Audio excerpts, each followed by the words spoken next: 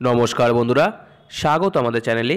আজকে আমি আপনাদের বৈকুণ্ঠপুরে 650 পদে ভোগ সাজিয়ে আরাধনা করা হয় দেবী জগদ্ধাত্রীর সেই বিষয়ে কিছু তথ্যাবলী প্রদান করব।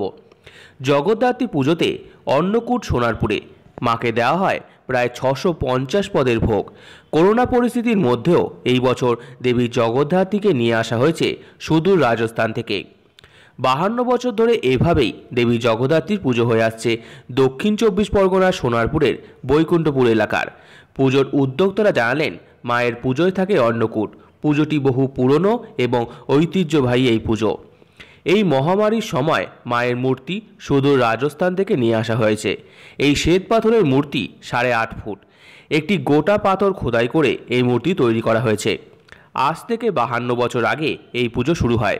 বৈকুণ্ঠপুর সাধারণ সম্মিলনের পরিচালনায় এবং এলাকার মানুষের সহায়তায় এই পুজো সুসম্পন্ন হয়ে আসছে বছরের পর বছর ধরে।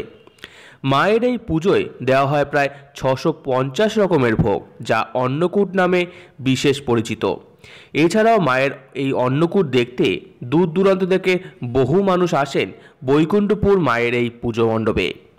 এই অন্নকূটে মাকে দেওয়া হয় 135 রকমের মিষ্টি, 157 রকমের বিভিন্ন পদের রান্না, 117 রকমের বিভিন্ন কসমেটিক, 48 রকম সবজি, 33 রকমের ফলমূল সহ বিভিন্ন রকম স্ন্যাক্স, 180 রকমের চিপস, বাদাম ও অন্যান্য খাদ্য, বেনারসি সমেত 120টি শাড়ি যা দান করে দেওয়া হয়, 15 রকমের আচার, 10 রকমের চাটনি, 17 রকমের শাক ভাজা।